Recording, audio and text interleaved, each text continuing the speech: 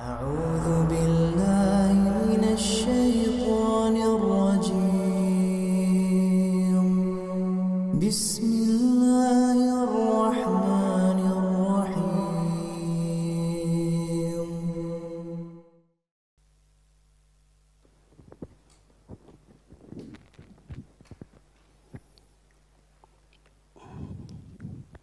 Bismillahirrahmanirrahim. Assalamualaikum warahmatullahi wabarakatuh. Alhamdulillahi ala ihsani wa syukru lahu ala taufiqihi wa amtinani wa asyhadu an la ilaha illallah wahdahu la syarika la ta'ziman li sya'nih wa asyhadu anna Muhammadan abduhu wa rasuluhu ad-da'i ila ridwani wa sallallahu sallam wa baraka alaihi wa ala alihi wa ashabihi wa ikhwani. Masyarul muslimin, jamaah salat subuh yang semoga selalu dalam lindungan dan penjagaan Allah Subhanahu wa taala. Bersyukur kita kepada Allah Subhanahu wa taala atas limpahan nikmat yang telah diberikan kepada kita, yang dengannya alhamdulillah kita bisa berkumpul di salah satu rumah Allah yang kita cintai ini dalam rangka menunaikan kewajiban kita sebagai hambanya. Semoga apa yang kita lakukan di pagi yang berbahagia ini menjadi pemberat timbangan amal soleh kita kelak pada hari kiamat.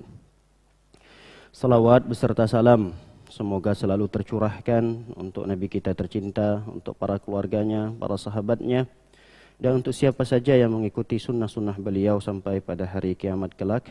Semoga kita termasuk umat beliau yang mendapatkan syafaatnya kelak pada hari kiamat. Para hadirin dan hadirat dimuliakan oleh Allah Subhanahu wa taala.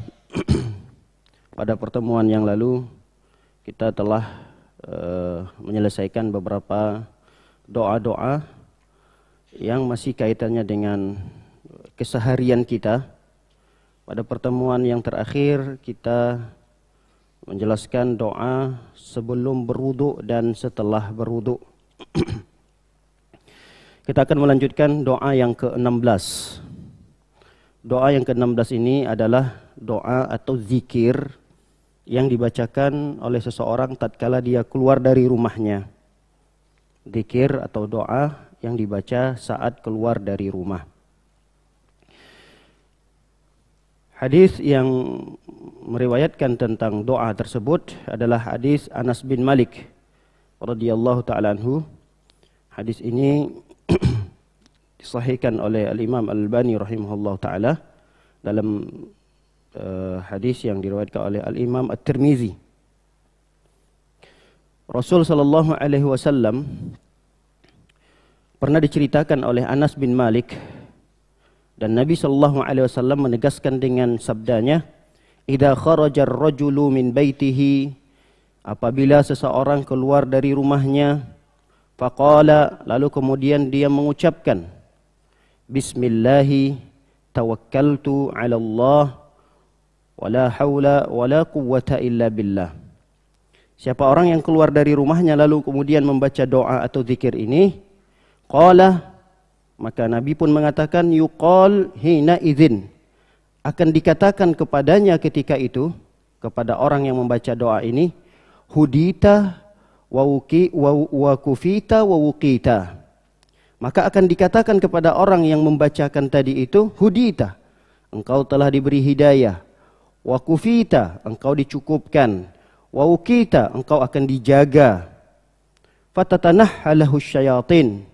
Lalu kemudian kata Rasul sallallahu alaihi wasallam, di saat orang itu keluar, maka syaitan akan menjauh darinya. Tidak hanya satu setan, setan-setan akan menjauh darinya. Fayaqulu syaitan akhar. Lalu kemudian setan-setan akan berkata kepada setan-setan yang lainnya, kaifalaka birajulin qad hudiya wa kufiya wa wuqiyah. Bagaimana engkau bisa memperalat seseorang laki-laki ini yang dia keluar membaca doa tadi, sedangkan dia telah diberikan hidayah, telah dicukupkan, dan telah dijaga oleh Allah Subhanahu wa taala. Baik, ini adalah kaitan atau hadis yang berkaitan dengan doa atau zikir yang akan kita bacakan. Hadis ini ternyata atau doa zikir ini bukanlah doa sembarangan. Ketika kita melihat bagaimana penjelasan dari Nabi sallallahu alaihi wasallam tentang keutamaan dari doa ini, Ini akan menjadi suatu motivasi yang besar bagi kita untuk tidak meninggalkan zikir ini tatkala kita keluar rumah. Tatkala kita ingin melangkahkan kaki kita menuju suatu tempat, entahkah itu tempat kita bekerja, entahkah itu kita ingin keluar ke pasar. Yang jelas ketika kita ada keinginan untuk keluar dari rumah, buka pintu, jangan lupa membaca doa ini. Karena ketika kita membaca doa atau zikir ini, secara tidak langsung kita ingin membentengi diri kita dari segala bentuk mara bahaya. Mara bahaya itu bisa jadi datangnya dari setan, alam gaib yang kita tidak bisa nampak, musuh yang jelas bagi kita. Dan bisa jadi mara bahaya itu datangnya dari sama manusia. Bisa jadi dari hewan, bisa jadi dari bencana alam. Makanya Rasul sallallahu alaihi wasallam menjelaskan, kata Rasul sallallahu alaihi wasallam, siapa orang yang membaca doa ini? Doa ini sudah kita hafallah bersama. Hanya saja kadang kita perlu untuk diingatkan agar selalu membaca ini dan mengamalkannya. Doa tersebut adalah Bismillahi tawakkaltu 'ala Allahi la haula wala quwwata illa billah. Baik. Ditegaskan oleh Rasul sallallahu alaihi wasallam, siapa orang yang membaca doa ini, maka orang ini diberikan hidayah oleh Allah. Hidayah, petunjuk. Dia keluar dari rumah dalam kondisi dia diberikan hidayah, petunjuk oleh Allah Subhanahu wa taala. Sehingga tidak ada orang yang akan mampu berusaha ingin menyesatkannya. Ingin membisik-bisikkan, ingin mengajak dia kepada jalan yang tidak benar. Gak mungkin. Kenapa? Karena ketika dia melangkahkan kakinya keluar, dia sudah membaca ini. Sulit bagi dia untuk menyelisihi apa yang telah dia baca tadi. Kecuali bagi orang-orang yang dia tidak memahami apa yang barusan dia baca tatkala keluar dari rumah. Kalau ini hanya sebagai mantra biasa saja yang keluar dari lisannya tanpa pengertian, tanpa pemahaman, mungkin dia akan terjatuh kepada kesesatan-kesesatan, ajakan-ajakan dari teman-temannya yang tidak baik. Bisa jadi dia akan bisa ngumpul dengan komunitas-komunitas yang tidak benar, walaupun dia keluar dalam kondisi membaca doa ini. Tapi ketika dia membaca doa ini, dia renungi maknanya, dia paham maksud daripada doa tersebut. Dia tahu asal muasal doa ini ketika disampaikan oleh Nabi sallallahu alaihi wasallam ketika ada ajakan dari temannya yang tidak baik. Ajakan untuk mengerjakan sesuatu yang melanggar dalam Islam, dia akan hindari itu. Kenapa? Karena Rasul sallallahu alaihi wasallam mengatakan, "Hudita." Kamu sudah dapat hidayah. Engkau dalam kondisi penjagaan Allah, di atas hidayah, di atas petunjuk Allah. Jadi suatu hal yang mustahil. Ada orang yang keluar rumah membaca doa ini, tapi dia melakukan kesesatan. Mustahil. Makanya disinilah kita harus menggali dan mendalami makna daripada doa atau zikir yang kita baca saat keluar rumah. Tidak hanya sampai di situ. Nabi tidak mengatakan hudita saja, tapi kata Nabi wakufita. Engkau juga akan dicukupkan. Dicukupkan dari masalah apa? Dari masalah dunia. Dari masalah akhirat terutama. Kita ini terlalu banyak kebutuhan kita di dunia ini. Belum lagi tanggungan diri kita, belum lagi tanggungan keluarga kita, tanggungan anak kita, belum lagi SPP anak-anak kita, belum lagi banyak sekali kebutuhan kita di dunia ini. Dan kadang-kadang umumnya orang kalau keluar dari rumah untuk mencari itu, mencari atau untuk menutupi kebutuhan-kebutuhan itu. Itu umumnya ketika orang keluar dari rumah, apa tujuan dia keluar rumah?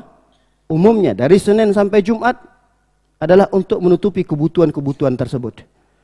Nah, orang yang keluar ketika membaca doa ini, dia gak bakalan galau.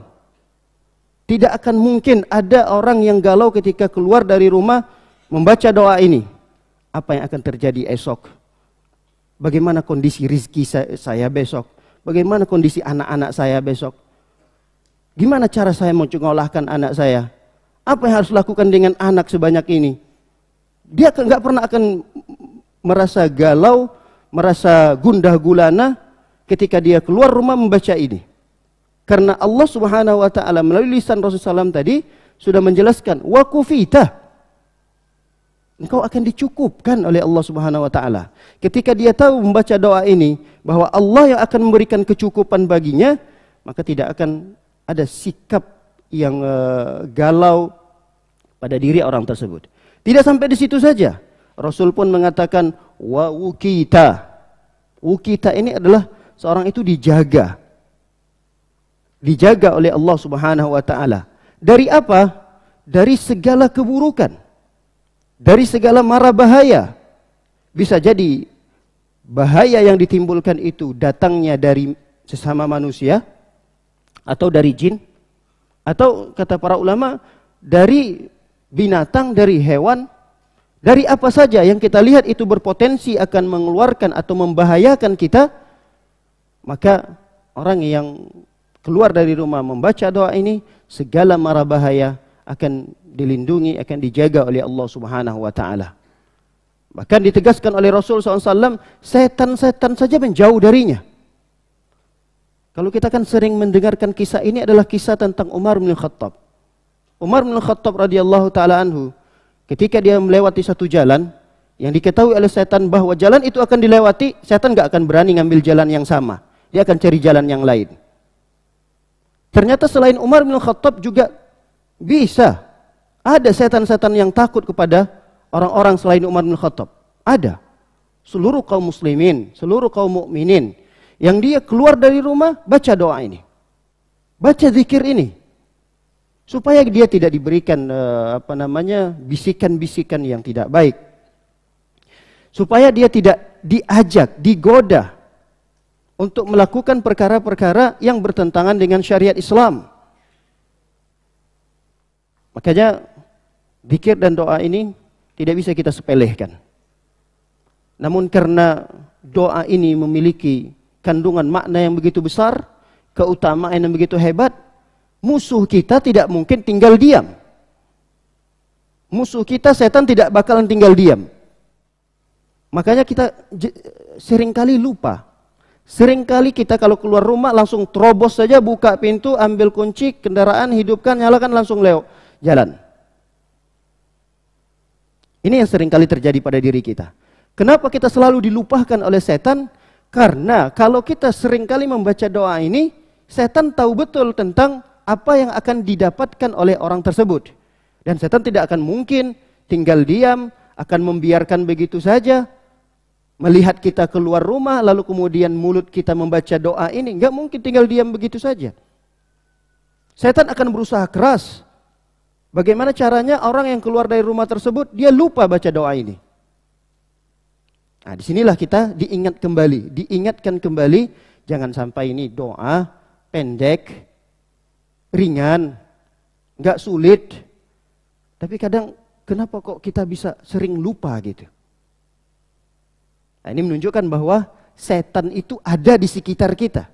Setan itu ada bersama kita. Setan itu ada di dalam rumah kita.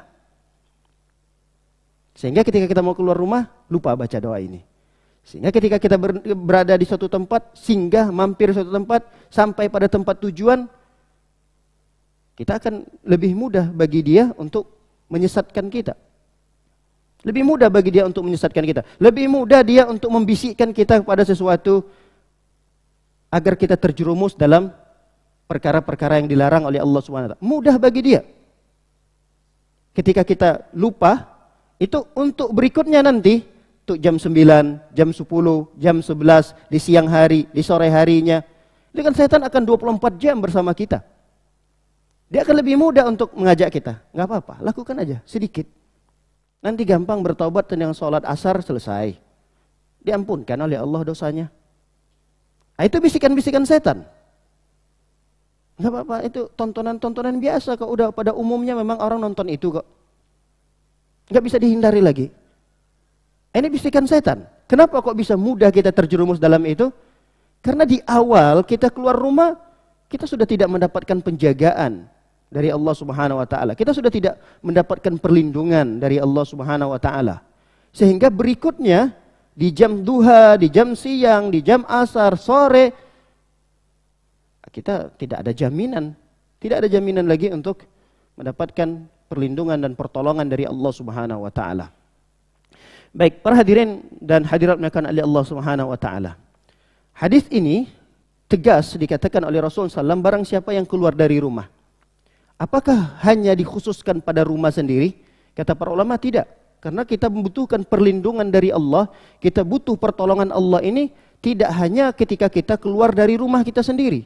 Andai kata pun kita ditugaskan di satu daerah, harus nginap seminggu, 2 minggu di daerah tersebut, kita ngekos atau kita mungkin nginap di hotel atau di apartemen dan seterusnya, walaupun itu bukan milik kita, maka tetap kata para ulama, zikir ini dianjurkan untuk dibaca. Walaupun tadi hadis yang kita bacakan adalah Rasul SAW baca ini ketika beliau keluar dari rumahnya. Tapi ini bersifat aghlabiyah kata para ulama. Umumnya orang itu ya tinggal di rumahnya masing-masing. Sehingga ketika dia keluar rumah baca doa ini.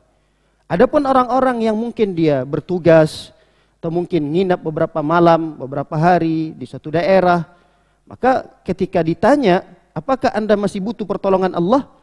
Oh iya, butuh. Apakah Anda butuh perlindungan dari Allah? Iya, butuh. Baca doa ini ketika keluar dari rumah. Baik. Para hadirin dan hadirat menakan oleh Allah Subhanahu wa taala. Kandungan daripada doa ini ialah yang pertama ucapan bismillah. Kita menyebut nama Allah Subhanahu wa taala. Bismillah. Aku mau keluar. Jadi orang kalau sudah mengatakan bismillah itu otomatis yang tersembunyi dari kalimat setelahnya adalah perbuatan yang akan dia kerjakan. Jadi ketika orang baca bismillah itu pasti yang tersembunyi kalimat setelahnya tidak perlu disebutkan, karena secara otomatis maksudnya adalah perbuatan apa yang mau dikerjakannya. Oh, perbuatan yang akan dikerjakan keluar dari rumah. Nah, itu maksudnya bismillah aku keluar rumah. Orang makan, bismillah aku makan. Jadi aku makannya nggak perlu disebutkan, karena secara otomatis setelah bismillah ada kalimat yang tersembunyi. Apa kalimat tersebut? Perbuatan yang akan dia kerjakan. Orang mau naik kendaraan, bismillah. Baru kemudian baca doa naik kendaraan. Baik, setelah baca bismillah, kita lanjutkan potongan yang berikutnya. Tawakkaltu 'ala Allah. Aku berserah diri kepadamu ya Allah. Tawakkaltu 'ala Allah. Aku berserah diri kepadamu ya Allah. Ini menunjukkan bahwa kita tidak boleh percaya diri dengan apa yang sekarang kita miliki. Sekarang ini alhamdulillah kita masih diberikan kesehatan. Kaki kita masih bisa melangkah, tangan kita masih bisa menggapai. Anggota tubuh kita, panca indera kita masih lengkap. Kadang ada orang yang merasa dengan segala-galanya yang masih diberikan oleh Allah, yang masih dia miliki, dia lupa dengan Allah. Nah, kita nggak boleh seperti itu. Umat Islam nggak boleh seperti itu. Ketika dia masih bisa melangkahkan kakinya di luar rumah, artinya dia masih sehat. Ketika dia bisa keluar rumah, berarti dia masih bisa melihat. Seluruh panca inderanya masih berfungsi. Tapi ingat, ini semua pemberian dari Allah. Bisa saja dalam waktu yang cepat, Allah Subhanahu wa taala ambil itu semua. Bisa. Dan banyak kok pengalaman-pengalaman yang kita dengarkan, yang kita saksikan. Berapa banyak teman-teman kita yang keluar dalam kondisi sehat, pulang dalam kondisi sakit.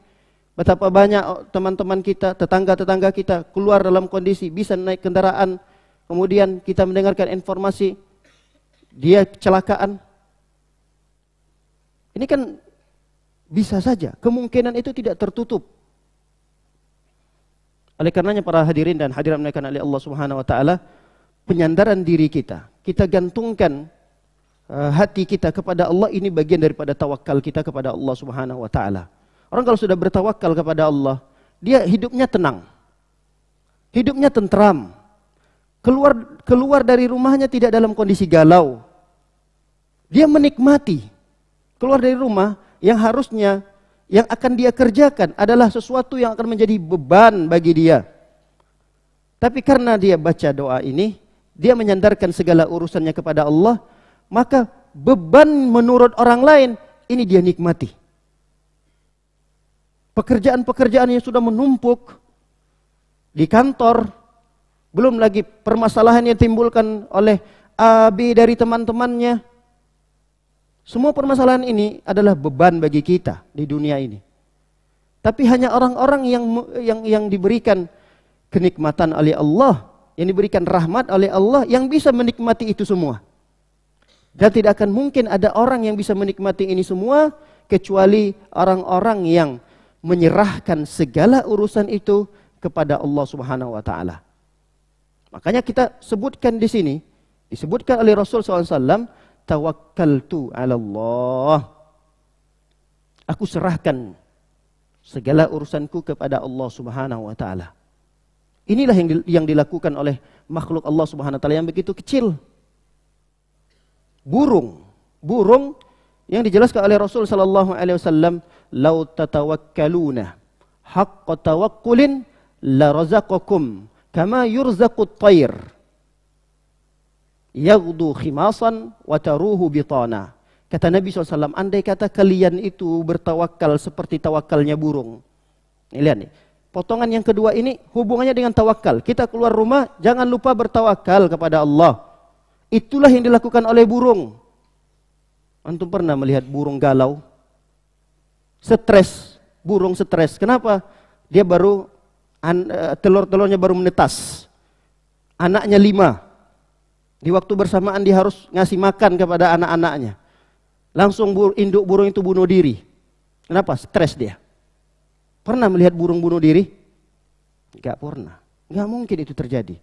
Inilah yang ingin dinasihati kita oleh Rasul SAW. Andai kata kalian itu punya tawakal seperti tawakalnya burung, la razaqakum. Allah akan berikan kalian rizki. Allah akan cukupkan buat kalian. Kama yurzaqut tayr. Sebagaimana Allah memberikan rizki kepada burung. Burung itu yaghdu khimasan, di pagi hari dia sudah berkicau, sudah bangun, sudah mulai kelihatan ada aktivitas di pagi hari, dan dia akan terbang ke sana, terbang ke sini tanpa arah. Dia tidak tahu hari ini mau kemana. Beda dengan kita. Kita sudah jelas tujuan kita, kantor kita A, sudah jelas. Tempat kita cari makan sudah jelas A. Masih banyak yang galau, masih. Masih banyak yang stres, masih. Coba bayangkan burung. Burung hari ini mungkin ke tempat A. Besok belum tentu ke tempat yang sama. Tapi nggak pernah kita melihat burung itu galau, stres, nggak pernah. Cobalah cari peneliti tentang burung. Kalau memang ini ingin ingin diuji kembali hadis Rasulullah ini sejauh mana sih kebenarannya? Coba diuji ke hadis kebenaran Nabi SAW ini. Nggak bakalan didapati burung itu ada yang stres, yang galau, memikirkan hidupnya. Memikirkan untuk esok mau ngapain lagi nih, mau makan apa ini. Itu hanya ada pada kita manusia. Dan umumnya terjadi pada orang-orang yang beriman, muslim, karena kurangnya tawakal kepada Allah Subhanahu wa taala. Lihat burung di pagi hari dalam kondisi perutnya kosong. Wataruhu bitana, pulang-pulang di siang hari, pulang-pulang di sore hari, perutnya kenyang, penuh perutnya. Bahkan dia bisa membawa sebagian makanan lagi untuk anak-anaknya. Sinilah ingin kita tekankan pada potongan yang kedua, tawakkaltu 'ala Allah. Bismillahi tawakkaltu 'ala Allah. Burung itu kalau keluar cari nafkah, pertama tempat pekerjaannya belum jelas. Yang kedua, dia tuh nggak sekolah, nggak punya ijazah. Mau melamar pekerjaan di mana dia? Nah, kita ini Masya Allah sudah diberikan kecerdasan, akal, pikiran. Bahkan kita sekolahnya tinggi, punya ijazah. Tapi masih banyak yang khawatir dengan masa yang akan datang. Khawatir dengan ini apa yang akan terjadi pada anak cucu saya ya. Gimana ini? Apa yang galau? Sehingga banyak sekarang muncullah suatu pemahaman-pemahaman, muncullah gagasan-gagasan, ide-ide. Udahlah, kita pengen menikmati hidup di dunia ini. Untuk menikmati hidup ini, kalau mau menikah tapi nggak perlu punya anak. Merepotkan. Biaya ini, biaya itu. Repot. Ini sudah terjadi dan banyak. Bahkan ini sudah dibumingkan berita ini sehingga diketahui oleh banyak kaum muslimin. Seakan-akan pemahaman seperti ini dibenarkan dalam syariat Islam.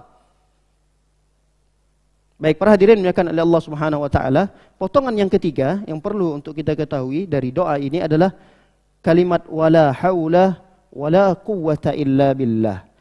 Kalimat yang ketiga ini juga penegasan dari apa yang sudah kita jelaskan pada poin pertama, poin kedua dan poin ketiga ini, hanya sekedar penegasan.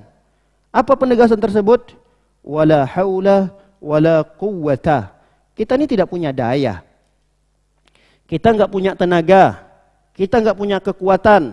Makanya tadi jangan sampai kita merasa pede, terlalu percaya diri.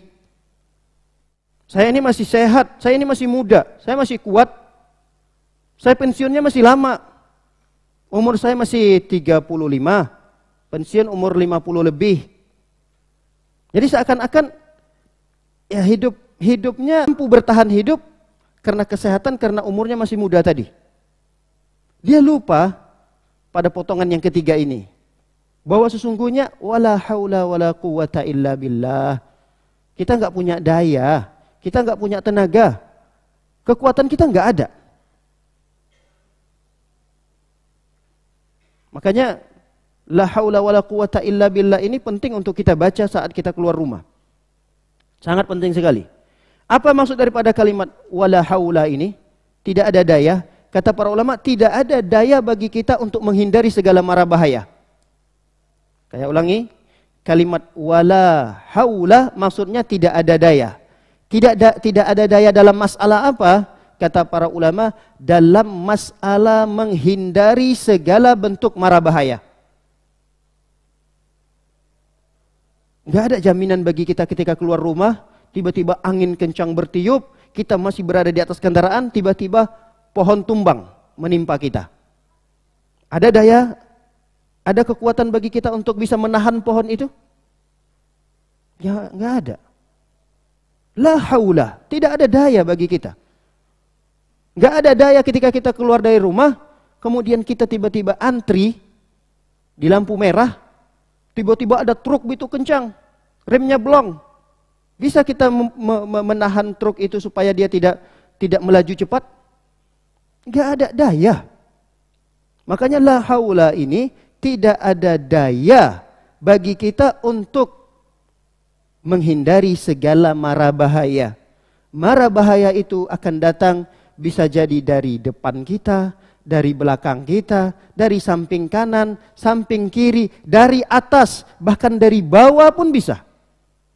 Betapa banyak kita melihat bencana alam yang bersumber dari bumi.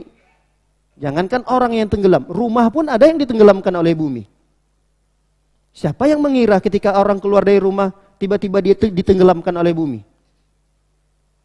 Enggak ada orang yang bisa menjamin, oh enggak mungkin. Orang bumi ini ya seperti inilah bentuknya. Masa iya ada bumi menelan orang, menelan benda, menelan rumah? Bisa jadi dari arah kanan. Sesuatu yang kita tidak sigap kita tiba-tiba dari belakang, dari kanan. Mungkin kalau depan kita masih bisa siap dan mungkin masih bisa menghindar. Sesuatu yang bisa kita hindari. Tapi dari arah-arah yang lain. Artinya tidak ada jaminan bagi kita ketika kita keluar rumah dalam kondisi kita pulang dalam kondisi sehat dan selamat. Enggak ada jaminan itu. Kalau tidak ada jaminan itu, minta kepada Allah yang memberikan jaminan. Yang bisa memberikan jaminan itu hanya Allah. Tidak ada yang lain. Tidak ada yang bisa memberikan jaminan karena dulu kita belajar silat. Karena kita dulu belajar ilmu bela diri. Ya, itu bukan jaminan buat kita selamat dari mara bahaya. Bahkan tidak ada jaminan bagi orang yang selamat yang dulunya dia belajar ilmu kebal. Ada orang yang dulu belajar ilmu kebal, kemudian dia merasa dirinya kebal, keluar dari rumah tanpa tawakal kepada Allah, terjadi sesuatu musibah pada dirinya, kecelakaan, luka juga dia, bahkan ada yang mati, ada yang meninggal, ada yang cedera. Tadinya ini orang dikenal kebal. Ini semua hal yang menipu. Semua ini hal menipu. Makanya jangan sampai kita tertipu. Apa yang harus kita lakukan supaya kita tidak tertipu? Jangan lupa baca Bismillahi tawakkaltu 'alallahi wala haula. Kemudian wala quwwata. Dan kita juga tidak punya kekuatan. Kekuatan dalam apa? Dalam melakukan ketaatan. Kami ulangi, wala quwwata ini maksudnya kita tidak memiliki kekuatan, tidak memiliki upaya, kehebatan dalam hal melakukan ketaatan. Illa billah, kecuali atas dasar pertolongan Allah Subhanahu wa taala. Jangan mengira ketika kita saat ini berada di masjid, ini adalah suatu karunia yang kita miliki, yang bersumber pada diri kita. Bukan. Semata-mata ini adalah pertolongan dari Allah. Kalau ini adalah pertolongan dari Allah, maka tidak semua orang mampu dan bisa melakukan suatu ketaatan. Apalagi ketaatan itu memiliki tantangan yang berat. Antum bisa bayangkan di pagi hari ini, di suasana, kondisi cuaca mendukung kita untuk apa ini? Untuk tarik selimut lagi. Dan tadi ketika mau berangkat masih ada hujan-hujan gitu. Alhamdulillah dapat uzur. Banyak orang seperti itu, banyak. Ya alhamdulillah dia dapat uzur. Kalau memang masih hujan, dia mendengarkan keluar rumah, hujan. Kalau saya paksakan keluar rumah, saya basah ini. Oh berarti saya ada uzur. Saya sholat di rumah. Alhamdulillah. Dia akan mengucapkan alhamdulillah. Tapi ada sebagian orang, Masya Allah, dia tidak mengambil keringanan itu. Saya lebih cenderung mengambil kepada azimah. Azimah itu lawan daripada rukhsah. Dia tetap memaksakan diri untuk menempuh perjalanan tersebut. Nah, ini jangan mengira kemampuan itu bersumber pada diri kita. Enggak. Kemampuan itu atas pertolongan Allah. La quwwata. Tidak ada kekuatan bagi kita untuk melakukan ketaatan. Enggak ada kekuatan kita. Jangankan untuk bangun, kemudian kita berangkat ke masjid. Perbuatan yang lebih ringan daripada ini, kalau bukan karena pertolongan Allah, enggak bakalan mampu kita menyelesaikan itu. Apalagi ketaatan ini kan hubungannya dengan Allah Subhanahu wa taala. Kaitannya adalah untuk kebaikan akhirat kita. Dan setan enggak bakalan tinggal diam. Makanya kaitan dengan ibadah, jangan mengira itu dilakukan atas dasar kemampuan kita. Kehebatan dan kekuatan kita, kesehatan, karena kita masih muda. Bukan. Bukan karena itu semua. Tapi illa billah. Karena pertolongan dari Allah Subhanahu wa taala. Baik, ini doa yang pertama yang akan kita baca, yang sudah kita bacakan. Kemudian kita masuk pada doa yang kedua pada pembahasan pagi ini. Ini ada di nomor 17. Dalam kitab ini di nomor 17.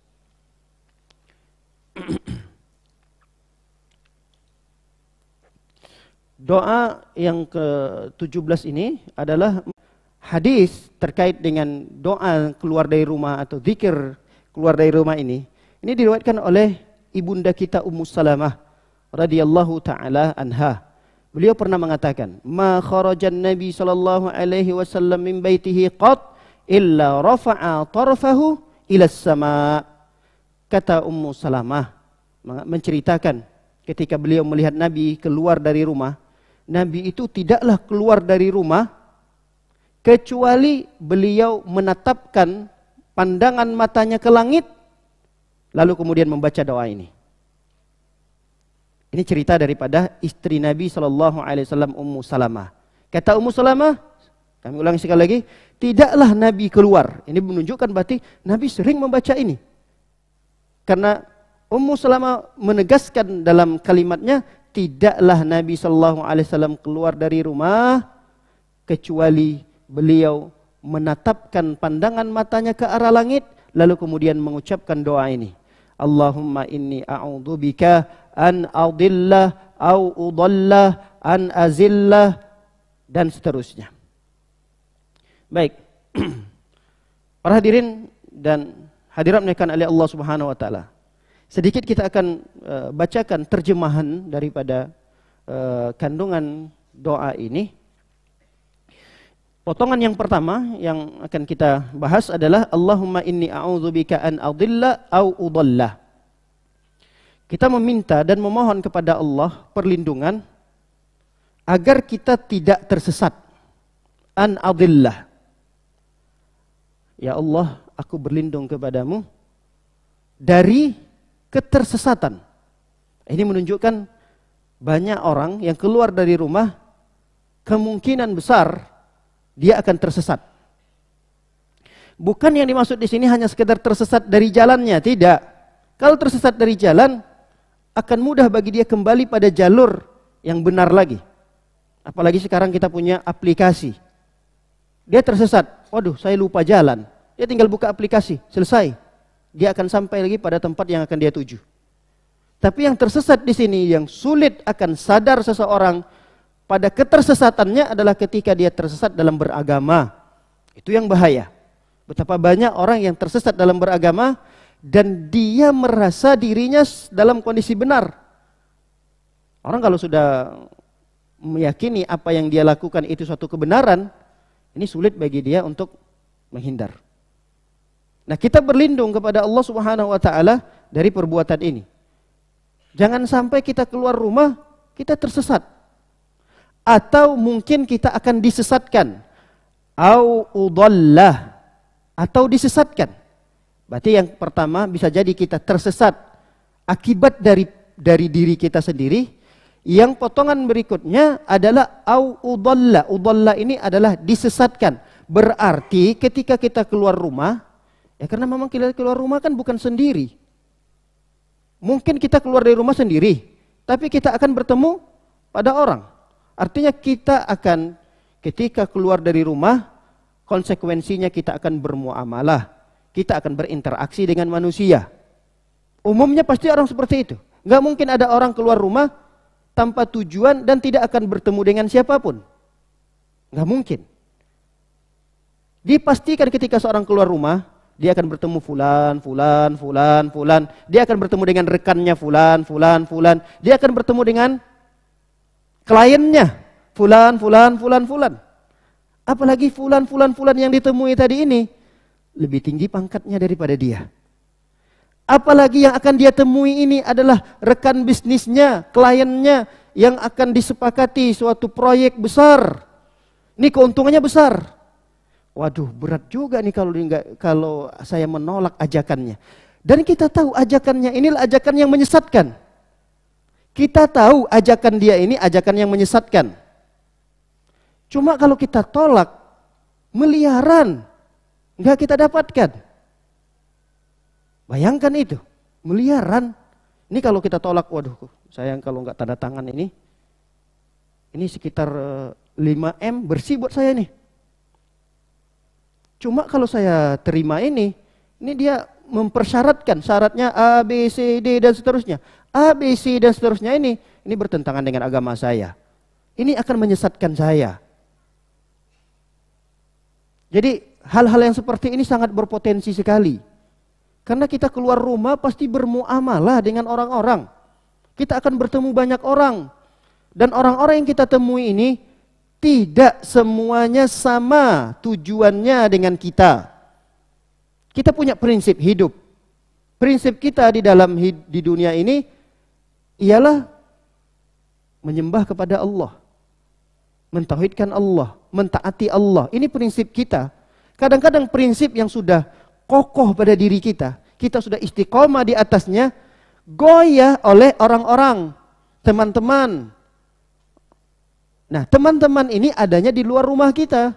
Kita sudah istiqomah dengan satu jamaah yang sholat di masjid. Kita sudah istiqomah dengan keluarga di rumah. Tapi belum tentu keistiqomahan itu akan tetap bertahan ketika kita bertemu dengan orang.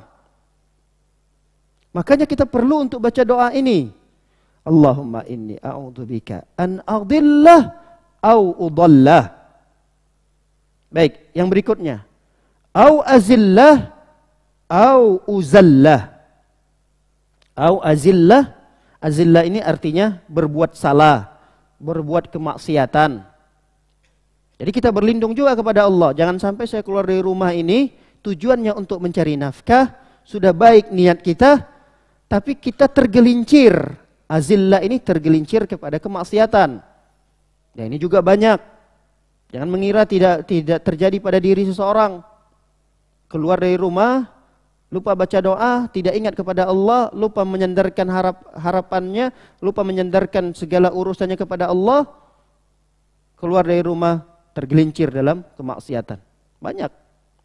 Atau mungkin ketergelinciran itu bukan bersumber pada dirinya. Uzallah, yaitu digelincirkan oleh orang lain, bisa jadi. Kemudian au azlim, kita juga berlindung kepada Allah dari perbuatan zalim, menzalimi orang lain.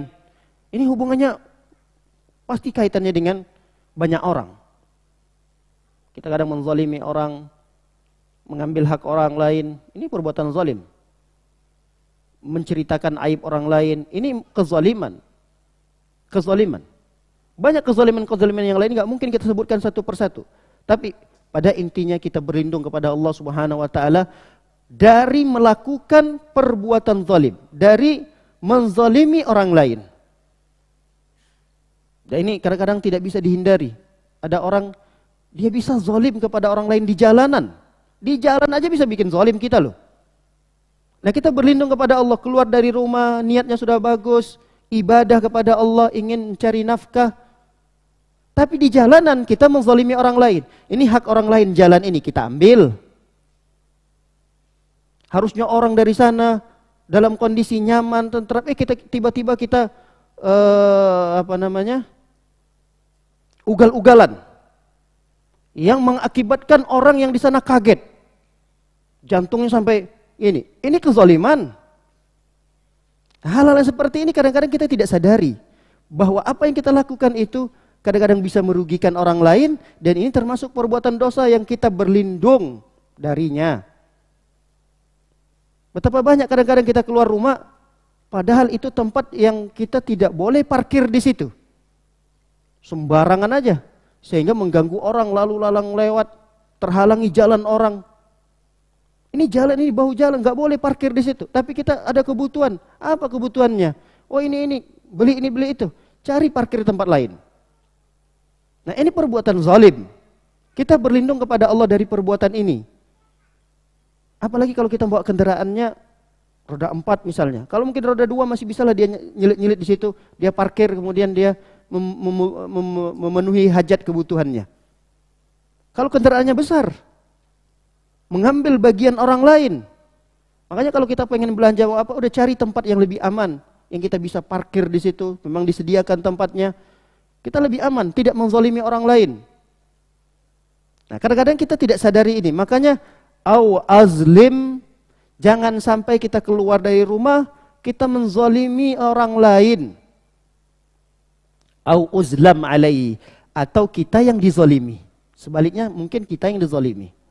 Nah, kita juga berlindung kepada Allah Subhanahu wa taala, jangan sampai kita keluar rumah kita tidak berbuat zalim, tapi malah kita yang dizalimi. Au ajhal, dan kita juga berlindung kepada Allah Subhanahu wa taala dari kebodohan, dari perbuatan bodoh. Kalau bahasa kita sekarang masa bodoh. Ada lagi orang mengatakan bodoh amat. Ini juga tidak boleh. Ini perbuatan yang harusnya kita berlindung kepada Allah Subhanahu wa taala. Perbuatan yang kita, apalagi itu menjadi kebiasaan bersarang pada diri kita, kata-kata bodoh amat, masa bodoh dan seterusnya. Ini harusnya tidak ada pada diri seorang muslim. Apa sesuatu yang dia bisa kerjakan, kerjakan. Apa yang dia bisa lakukan, lakukan. Ini perbuatan ajhal. Jangan sampai kita merasa dan melakukan perbuatan bodoh yang kita tahu ini memberikan manfaat kepada kita, tapi kita tidak lakukan. Ini satu kebodohan. Atau yujhal alayya, jangan sampai kita malah dibodoh-bodohin. Dibodoh-bodohin ini bisa jadi, ini baik ini, kerjakan saja, kita kerjakan, padahal ini adalah perbuatan yang melanggar dalam Islam. Ternyata kita dibodoh-bodohin selama ini. Apalagi ketika kita keluar dari rumah, kita kurang-kurang ilmu. Bekal ilmu syariat kita kurang sekali. Ketika orang menjelaskan masalah agama, dia jelaskan Masya Allah dengan penjelasannya, dengan tutur katanya, dengan susunan bahasanya. seakan-akan itu adalah benar. Ternyata dia ingin membodoh-bodohkan kita, membodoh-bodohi kita. Bisa jadi itu terjadi pada diri kita. Maka kita berlindung kepada Allah Subhanahu wa taala. Jadi doa ini penting untuk kita baca, untuk kita amalkan. Kalau belum hafal, sekarang alhamdulillah sangat mudah bagi kita memiliki aplikasi-aplikasi, atau mungkin kita bisa searching dan seterusnya, cari doa ini. Supaya kita betul-betul dijaga oleh Allah Subhanahu wa taala, dilindungi oleh Allah Subhanahu wa taala. Dan kita tidak mencukupkan diri dengan satu doa, Bismillah tawakkaltu 'ala Allahi wa la haula wa la quwata illa billah. Nanti besoknya baca yang versi lainnya, sehingga kita bisa mengamalkan beberapa hadis-hadis, doa-doa dari Rasul sallallahu alaihi wasallam. Baik, para hadirin dan hadirat melakukan oleh Allah Subhanahu wa taala, kita masuk pada doa yang ketiga. Doa ini ada di nomor 18 di kitab Hisnul Muslim namanya. Kitab yang kita bahas adalah kitab Hisnul Muslim. Hisnul Muslim ini artinya benteng bagi seorang muslim. Jadi doa zikir ini sebenarnya benteng kita. Kalau seorang sudah dijaga, dibentengi, apapun yang mungkin membahayakannya, itu bisa terjaga dia, terhindari dari mara bahaya tersebut. Makanya kitab ini disebut dengan Hisnul Muslim. Baik, doa yang ke-18. Doa yang ke-18 ini dibaca di saat kita masuk ke dalam rumah. Kalau tadi doa keluar rumah, kalau saat ini kita akan bacakan doa masuk rumah. Kalau tadi dua doa keluar rumah.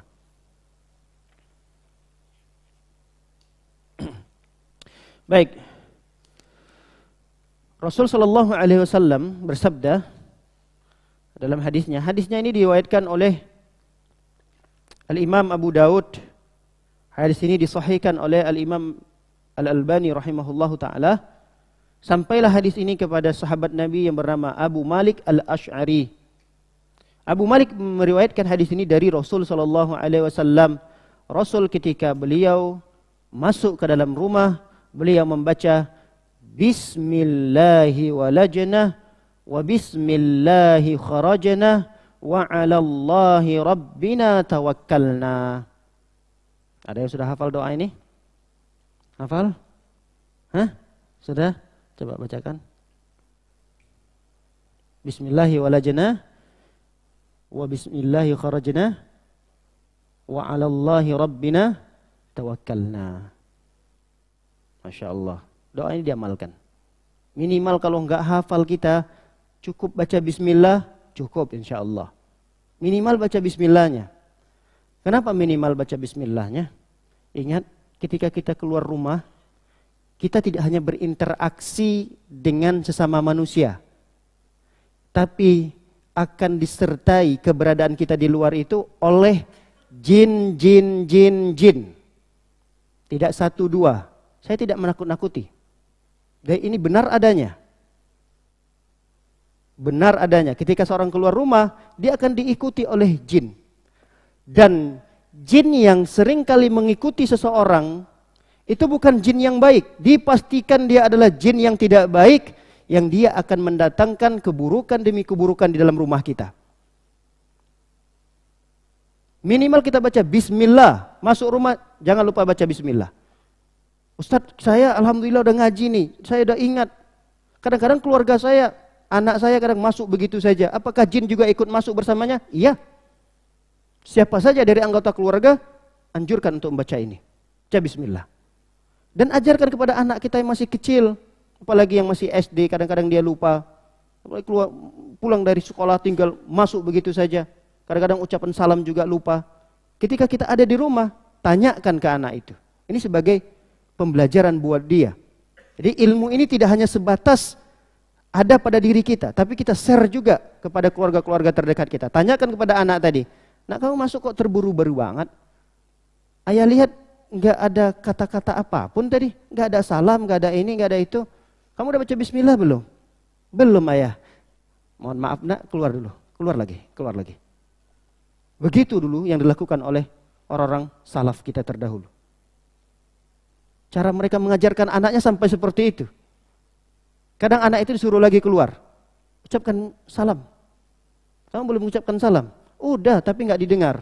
Ayah ada kok dekat di situ, masa nggak dengar? Sana keluar lagi, ucapin salam. Baca bismillah. Nah, ini salah satu cara kita untuk mengajarkan keluarga kita. Dan ini bermanfaat, penting. Apalagi ini adalah rumah di mana keluarga kita beristirahat di sana.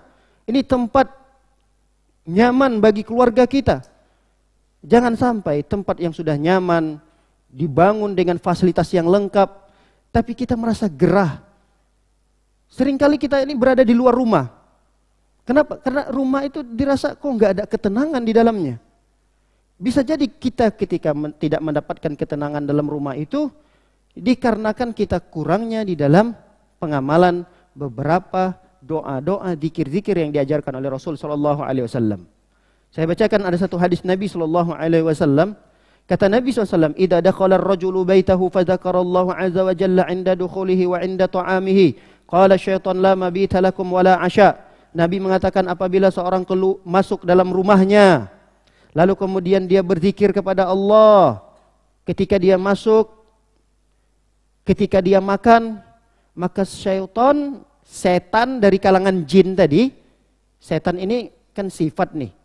Bisa jadi maksudnya adalah setan berupa jin, ada juga setan yang berupa manusia. Nah, yang dimaksud oleh hadis ini setan berupa jin. Ketika seseorang masuk ke dalam rumah, lalu kemudian dia berzikir kepada Allah, minimal baca bismillah tadi. Kalau dia mau lengkapkan bismillahi walajna wa bismillahi kharajna wa 'alallahi rabbina tawakkalna, lebih afdal lagi. Tapi minimal zikir yang dia bacakan adalah bismillah.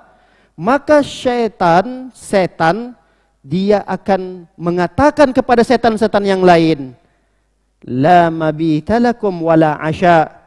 Wahai para setan-setan, wahai para jin-jin, rumah ini tidak bisa dijadikan tempat kalian tinggal malam ini.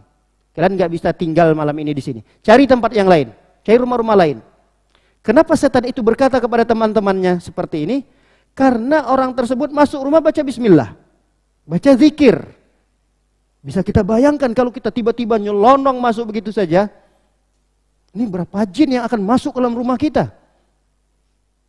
Dan jin kalau masuk dalam rumah kita itu tidak hanya sekedar numpang nginap begitu saja. Bahkan dia mengikuti aktivitas yang apa kita lakukan. Aktivitas yang kita lakukan dia akan ikuti. Bahkan ketika kita makan lupa juga baca bismillah, dia juga menikmati makanan kita. Bayangkan kita punya istri, punya anak perempuan, yang namanya dalam rumah, dia akan membuka auratnya. Dia nggak mungkin pakai jilbab terus. Namanya dalam rumah sendiri, dia pasti pakai daster lah, pakai ini, pakaian rumah biasa. Bayangkan jin ada di situ. Makanya saya tekankan ini jangan sampai lupa. Karena ini perkara yang sepele, namun perkara yang sepele ini banyak dilupakan. Istri kita, anak perempuan kita, buka-buka aurat di situ. Dia seenaknya tinggal di rumah kita. Gak ada yang mau terima. Siapa yang mau terima jin tinggal di rumahnya? Jangankan jin, orang manusia saja mungkin dia orang yang baik, tapi baru kita kenal, tiba-tiba dia izin kepada kita numpang nginap, gak mungkin kita akan bermudah-mudahan dalam mengizinkan itu. Walaupun barusan kita kenal, kenalnya ini di masjid. Berarti ini orang pertanda orang baik. Tiba-tiba dia mendekat dengan kita, Pak, saya adalah musafir. Mungkin malam ini saya nggak bisa melanjutkan perjalanan, tapi saya butuh tempat menginap. Boleh nggak saya nginap di rumah Bapak? Kira-kira, saya tanya nih, kita izinkan atau tidak? Hah? Antum izinkan nggak? Tiba-tiba orang baru kenal, kenalnya Masya Allah dari zahir orangnya Muslim, pakaiannya pakaian orang-orang yang baik, cara bicaranya baik, ketemunya di masjid, habis sholat Isya misalnya, dia pengen nginap di masjid. Di masjid juga, mohon maaf Pak, kalau Bapak tidak ada identitas, di masjid ini tidak boleh menginap, kecuali Bapak punya identitas lengkap, kami pegang dulu identitasnya, besok kami kembalikan. Oh, mohon maaf saya nggak punya identitas, tertinggal. Ya mohon maaf Pak, kami tidak bisa memberikan izin karena ini aturan sudah berjalan di masjid kami. Misalnya begitu. Dia datangi salah satu jamaah, ternyata jamaah itu kita. Pengen numpang nginap di rumah kita. Tentu keluarga kita tidak akan senyaman ketika tidak adanya dia. Ketika ada orang asing di rumah kita, pasti istri kita akan mungkin menutup auratnya. Dia tidak sebebas ketika laki-laki itu tidak ada. Nah, dalam perkara ini saja kita tidak akan terima orang yang tidak kita kenal. Kenapa kok kita bisa menerima banyak jin masuk ke rumah kita? Dia tinggal di sana, nginap di sana, dan melakukan aktivitas apa yang kita lakukan di dalam rumah itu. Kita makan, dia ikut makan. Nauzubillah. Wal'iyadzubillah, ketika ada seorang suami istri lalu kemudian melakukan hubungan ranjang. Lupa juga baca bismillah. La haula wala quwata illa billah. Bisa kita bayangkan, dia juga ikut menikmati itu. Makanya bismillah dianjurkan. Kalau mau dibaca lengkap lagi, yang kita sudah hafal, mungkin orang-orang yang sudah berumah tangga seringlah menghafalkan dan murojaah doa ini. Bismillahi janibna Allah. Masya Allah, antum aja udah hafal ya. Antum aja udah hafal. Masya Allah. Ini penting, zikir yang seperti ini penting. Makanya ketika kita tahu terlalu banyak anggota keluarga kita kadang-kadang lupa baca bismillah. Jangan lupa baca Al-Quran di rumah itu. Terkhusus surah Al-Baqarah supaya mengusirnya kembali. Karena kan hadisnya sudah jelas. Jangan kalian jadikan rumah kalian sebagai kuburan, kata Rasul SAW. Dan rumah itu akan lari syaitan darinya ketika dibacakan surah Al-Baqarah. Bacakan Al-Quran di dalam rumah. Ketika ada anggota keluarga kita masuk tanpa baca bismillah, setan jin ikut di sana, sehingga setan dan jin itu kita usir lagi. Lihat, sebaliknya kata Rasulullah SAW, wa idza dakhala falam yadhkurillah 'inda dukhulihi qala syaitan adraktumul mabit wa illam yadhkurillah 'inda ta'amihi faqala syaitan adraktumul mabit wal 'asha. Kata Nabi SAW sebaliknya, jika seseorang masuk ke dalam rumah tanpa mengingat Allah, tanpa berzikir kepada Allah, ketika dia ingin masuk itu, langsung nyolong buka pintu, mungkin sekedar mengucapkan Assalamualaikum, tapi dia lupa baca bismillah tadi, atau sama sekali salam pun tidak, maka setan-setan yang ngikutin dia akan berteriak kepada setan-setan yang lain dari teman-temannya. Apa kata dia? Adraktumul mabit. Adraktumul mabit. Teman-teman, jin-jin yang lain, malam ini kita nginap di sini, di rumah fulan ini. Kenapa itu terjadi? Karena seseorang itu masuk ke dalam rumah lupa baca bismillah. Kemudian kata Rasulullah SAW, wa in lam yadhkurillah 'inda ta'amihi, ketika dia masuk ke rumah kelaparan, langsung dia duduk di meja makannya dan dia makan lupa juga baca bismillah, dan setan itu juga akan mengatakan, silahkan kalian dapat makan gratis juga di rumah ini. Makan juga setan di situ. La haula wala quwata illa billah. Ini suatu hal yang menyedihkan sekali. Ada di tengah-tengah masyarakat kaum muslimin yang tanpa dia ketahui bahwa musuh-musuhnya bersarang di rumahnya. Bagaimana mungkin seseorang bisa selamat dari musuh-musuh syaitan jika dia tidak membentengi dirinya, membentengi rumahnya dengan berzikir kepada Allah Subhanahu wa taala. Dalam hadis yang lain, Rasul sallallahu alaihi wasallam mengatakan ada 3 kelompok orang yang dijamin oleh Allah Subhanahu wa taala pertolongan. Pertolongan Allah akan Allah jamin pada 3 kelompok orang ini. Rasul SAW bersabda, salasatun kulluhum dhamin 'ala Allah. Ada 3 kelompok golongan orang yang mendapatkan jaminan dari Allah Subhanahu wa taala. Apa jaminannya? Jaminannya kalau dia hidup, maka dia akan tetap mendapatkan rizki dan dicukupkan rizkinya. Ini jaminan yang pertama. Saya ulangi. 3 kelompok orang yang diberikan jaminan oleh Allah ini, jaminannya berupa ketika dia masih hidup di dunia ini, ruziqa wa kufiyah. Dia akan tetap dikucurkan rizki oleh Allah dan rizki itu cukup bagi dia.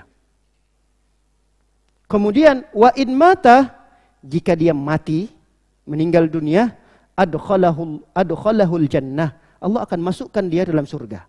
Masya Allah, ini jaminan bukan jaminan biasa ini. Jaminan dari Allah Subhanahu wa taala, kalau dia masih hidup, dia tetap akan diberikan rizki. Dan rizki itu tidak akan kurang bagi dia. Kalau dia pun meninggal dunia, masuk ke dalam surga. Pertanyaannya, siapa 3 golongan orang tersebut? Kita bacakan. Yang pertama, man dakhala baitahu fasallam fahuwa dhamin 'ala Allah. Kelompok yang pertama adalah orang-orang yang ketika dia masuk ke dalam rumah, dia berzikir kepada Allah dan dia mengucapkan salam. Assalamualaikum. Kalau misalnya, Ustaz, ini kami semua sekeluarga keluar, nggak ada orang di rumah, apakah kami juga mengucapkan salam? Kalau itu diucapkan kepada siapa? Apakah pada jin-jin yang ada di rumah kita itu? Enggak mesti. Enggak mesti harus mengucapkan salam itu kepada orang yang ada di dalamnya. Terus bagaimana ucapan salamnya? Apakah sama? Kata para ulama, sebagian ulama mengatakan sama. Sebagaimana kita mengucapkan salam yang biasanya kita ucapkan kepada penghuni rumah, seperti itu juga kita ucapkan kepada rumah yang mungkin tidak berpenghuni di saat itu. Di rumah kita sekeluarga keluar. Ucapkan bismillah, assalamualaikum. Ucapkan. Ada sebagian ulama yang lainnya mengatakan cara pengucapan salamnya berbeda. Seperti apa itu? Assalamu alaina wa ala ibadillahi salihin. Boleh juga untuk diamalkan. Tapi sebagian ulama mengatakan tidak ada hadis yang sahih menjelaskan tentang ini. Tapi sebagian ulama boleh katanya untuk mengamalkan ucapan salam ini kepada suatu rumah yang kita tahu rumah ini tidak ada penghuninya. Boleh untuk kita bacakan. Assalamu alaina wa ala ibadillahi salihin. Kalau kita tahu nih, kita sekeluarga keluar, kita sampai di rumah, kita buka pintu, baca bismillah, kemudian ucapkan salam. Assalamu alaina. Kita mengucapkan salam kesejahteraan, kita doakan diri kita sendiri. Assalamu alaina itu artinya kita mendoakan keselamatan, kesejahteraan untuk diri kita sendiri. Wa ala ibadillahi salihin. Dan kita juga doakan untuk hamba-hamba Allah yang soleh. Baik, ini kelompok yang pertama. Kelompok yang kedua yang mendapatkan jaminan Allah Subhanahu wa taala adalah man kharaja ilal masjid fahuwa dhamin 'ala Allah. Siapa orang yang keluar dari rumahnya menuju masjid. Ini kelompok yang kedua ini, mudah-mudahan kita termasuk di dalamnya. Amin ya rabbal alamin. Kelompok yang kedua yang dijamin oleh Allah Subhanahu wa taala, jika dia masih hidup di dunia ini, dia akan diberikan rizki dan dicukupkan. Kalaupun dia mati, dia akan dimasukkan dalam surga. Siapa kelompok yang kedua itu? Orang yang keluar dari rumah menuju masjid. Semoga Allah SWT memasukkan kita mudah-mudahan ke dalam golongan orang tersebut.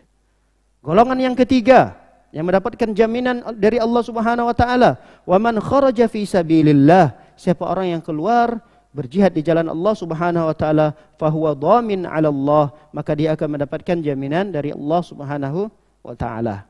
Baik, demikian kajian kita pada pagi yang berbahagia ini. Semoga ada ilmu yang kita dapatkan dan mudah-mudahan ilmu ini memberikan manfaat kepada kita dan kita bisa mengambil manfaat darinya.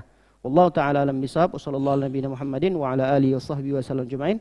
Subhanakallahumma bihamdika asyhadu an la ilaha illa anta astaghfiruka wa atubu ilaik. Assalamualaikum warahmatullahi wabarakatuh.